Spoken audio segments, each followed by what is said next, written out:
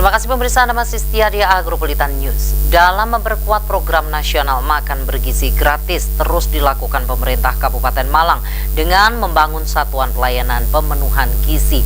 Momentum itu ditandai dengan peletakan batu pertama pembangunan dapur MBG yang berada di Turen, Kabupaten Malang.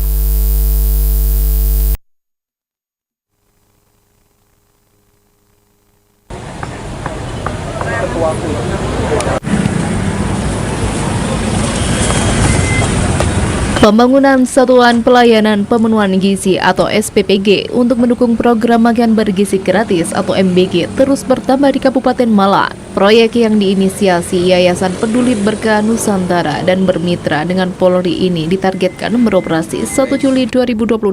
SPPG yang siap melayani 3.500 porsi makan bergizi gratis bagi penerima manfaat ditandai dengan peletakan batu pertama yang dilakukan Bupati Malang. Acara ini menjadi tonggak penting dalam upaya peningkatan kualitas sumber daya manusia melalui pemenuhan kebutuhan gizi masyarakat, khususnya bagi anak-anak dan generasi muda. Bupati Malang Sanusi dalam sambutannya menegaskan bahwa kegiatan ini bukan sekedar memulai pembangunan fisik, melainkan meletakkan fondasi harapan bagi masa depan daerah. Pembangunan bangsa tidak hanya dimulai dari infrastruktur, tetapi dari kualitas manusianya. Dan kualitas manusia sangat ditentukan oleh kecukupan gizi, terutama bagi anak-anak. Kita peletakan batu pertama SPPG di Talang Sukoturen ini seperti apa tanggapan dari Pemkab Malang, Pak? Ini kita apresiasi keterlibatan masyarakat untuk mendukung MBG, dan saya berharap semua SPPG ini bisa memberikan gizi yang terbaik dan melayani para penerima manfaat dengan baik. Karena ini racikan Nusantara. Pak, tadi juga ada atensi langsung dari Pak SPPG Turen, yaitu pembangunan fasilitas layanan gizi nasional. harapan dari apa? Ya, harapannya nanti di Kabupaten Malang bisa jadi percontohan MBG atau SPPG yang terbaik.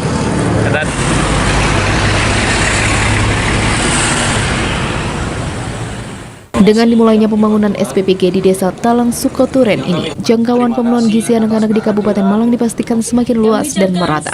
Selain itu, meningkatkan kualitas kesehatan dan gizi masyarakat, khususnya anak-anak, guna menciptakan generasi yang lebih baik. Dari Kabupaten Malang, Max Munir ATV melaporkan.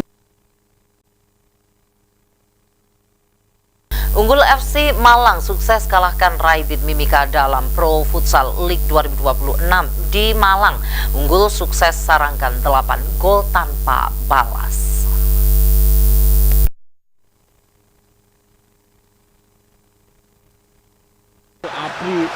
Dan yang lebih menguntungkan, Unggul FC Malang sukses kalahkan Raibit Mimika dalam Pro Futsal Liga 2026 di Malang. Unggul sukses sarangkan 8 gol tanpa balas. Bermain di kandang sendiri, Unggul FC Malang tampil menjanjikan dengan menghabisi Raibit FC Mimika dengan skor 8-0.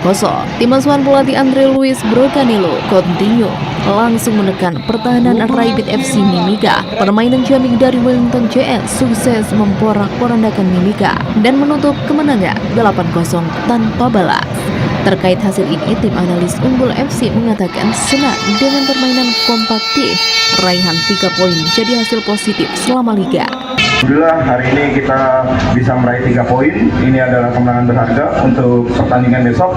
Besok masih ada pertandingan yang jauh lebih penting untuk Unggul FC. Yang pasti kita sudah mempersiapkan semuanya mulai dari hari ini. Untuk besok juga kita sudah persiapkan. Mudah-mudahan besok sesuai dengan apa yang kita persiapkan dari jauh-jauh hari. Terima kasih.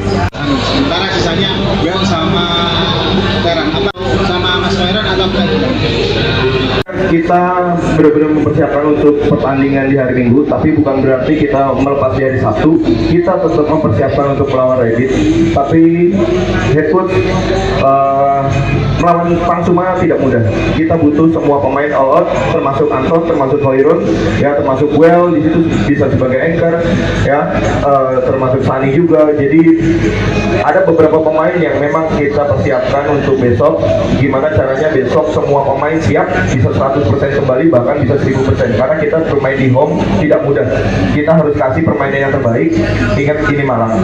Selanjutnya, Unggul FC bakal menghadapi lawan Pangsuma FC dalam laga lanjutan PFL 2026 Satu laga lainnya bakal dijalani Unggul FC melawan Bintang Timur Surabaya dalam derby Jati di laga pamungkas Minggu 24 Mei 2026. Dari Kota Malang, Arista TV melaporkan.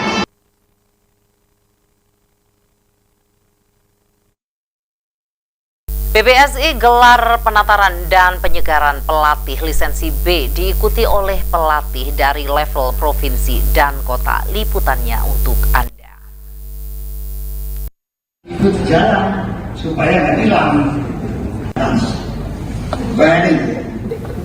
PBSI gelar penataran dan penyegaran pelatih lisensi B diikuti oleh pelatih dari level provinsi dan kota. Persatuan Basket Seluruh Indonesia Jawa Timur dan Kota Malang atau Perbasi menggelar penataran dan penyegaran pelatih lisensi B pada 14 hingga 17 Mei 2025. Mengambil lokasi di Macung, Kota Malang, pelatihan kali ini menurut Ketua Perbasi Kota Malang, Hesi Tamim, terasa istimewa karena biasanya pelatihan lisensi diadakan Perbasi Pusat. Namun kali ini level provinsi dan kota berkesempatan mengadakan. Hal ini tidak lepas dari semangat bersama untuk memajukan basket dan tidak lagi tersentralisasi di Jawa Timur. Hasilnya menurut Hesi, penataran kali ini diserbu banyak peminat, bukan saja dari Jawa Timur dan Malang, melainkan juga berbagai daerah di Indonesia seperti Kalimantan dan juga Bali. Hesi berharap dengan gelaran penataran seperti ini, maka kesempatan pemain di daerah untuk semakin maju dan berkembang akan semakin besar karena kemampuan pelatih yang merata. Penataran pelatih itu merupakan program rutinnya Perbasi Kota Malang dan alhamdulillah setiap tahun kita laksanakan. Jadi kalau kita bicara dalam rangka apa, kita ingin mewadahi teman-teman pelatih untuk bisa ada wadah untuk mendapatkan lisensi ya. Jadi ilmu basket yang lebih tinggi. Berapa jumlah peserta tahun ini? 62. 62 ini animonya semakin meningkat atau seperti apa dibandingkan? Meningkat. Jadi untuk lisensi B ini cukup mengagetkan memang, biasanya yang banyak itu C. Tapi tahun ini luar biasa memang 62 dan itu tidak hanya dari Jawa Bali aja, tidak hanya Jawa Timur, tapi di luar Jawa Timur, bahkan di luar Jawa Bali itu juga ada di tempat ini. Bicara untuk pelatih Kota Malang sendiri yang udah B license ada berapa untuk Kota Malang? Gimana? Untuk pelatih Kota Malang sendiri udah lisensi B?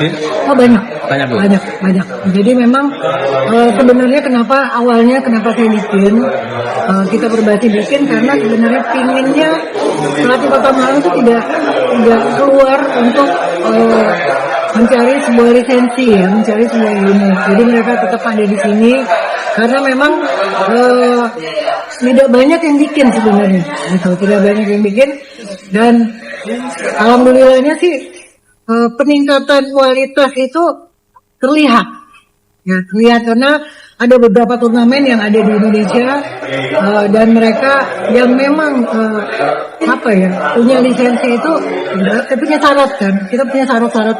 Nah ini saya senang, apresiasinya luar biasa.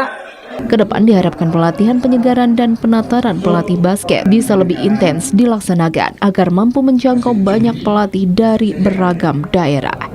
Dari Kota Malang, Arista TV melaporkan.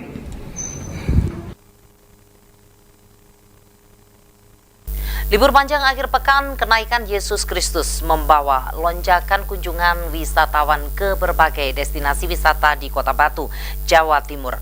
Bahkan sejumlah stan UMKM di alun-alun Kota Wisata Batu mencatat peningkatan sejumlah pengunjung hingga 5 kali lipat dibanding akhir pekan sebelumnya. Liputannya untuk Anda.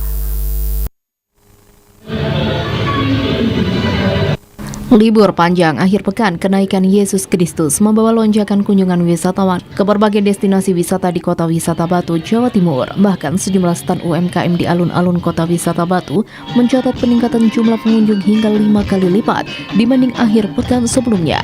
Tak mau ketinggalan, beberapa event yang biasanya tak ada pun digelar saat libur panjang saat kenaikan Yesus Kristus pada tanggal 14, 15, 16, 17 Mei 2026 tersebut. Ada gelaran budaya hingga live musik di tempat makan, membuat para pengunjung semakin nyaman menikmati indahnya kota wisata Batu. Dibarengi dengan nikmatnya makanan dan jajanan ratusan menu pada UMKM di alun-alun kota wisata Batu. Tak hanya itu, jam buka dan tutup alun-alun pun semakin diperpanjang, yang biasanya ditutup pukul 9 malam. Bahkan di dalam alun-alun menutupnya pukul 12 malam. Itu pun pengunjung terbilang masih sangat ramai. Terlebih anak-anak yang menikmati wahana gratis di dalam alun-alun. Belum lagi saat liburan panjang, kota wisata Batu tidak diguyur hujan, langit dan cuaca cerah sangat bersahabat. Deretan upaya panjang pemerintah kota Batu ini bisa terbilang berhasil, membuat peningkatan okupansi pengunjung di kota wisata Batu meningkat tajam. Khas kota Batu tak hanya makanan, tapi juga bunga. Banyak kaula muda membelikan pasangannya bunga asli dari tanah Swiss Jawa ini. Penjual pun sangat kreatif, bunga dengan model yang bermacam-macam, dihiasi lampu, dibanderol dengan harga Rp15.000. Beberapa stan ludes terjual, bahkan bunga dijual dengan harga mulai 5.000-an saja. Jelas target market alun-alun menyasar semua kalangan. Terlihat juga makanan dan jajanannya yang bervarian, yang mulai disukai anak-anak, remaja, dewasa, bahkan orang lanjut usia. Semua lengkap di alun-alun kota wisata Batu. Hal ini terlihat dengan padatnya kendaraan roda 2 dan 4 yang parkir bahkan hingga penuh. Eits, bulan Mei liburan memang banyak yang panjang. Masih ada lagi libur panjang Hari Raya Idul Adha 1447 Hijriah. Alun-alun kota wisata Batu digadang-gadang bakal kembali ramai. Bagaimana jika ke kota wisata Batu? Menurut Anda, apakah alun-alun kota wisata Batu masih menjadi list utama yang patut Anda kunjungi? Dari kota wisata Batu, Violan ATV melaporkan.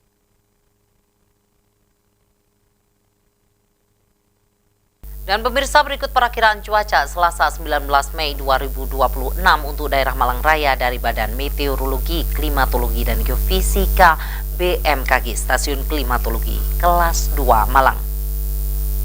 Dan informasi tersebut sekaligus menutup Agropolitan News edisi hari ini. Nantikan informasi menarik lainnya dari Agropolitan News esok hari di jam yang sama.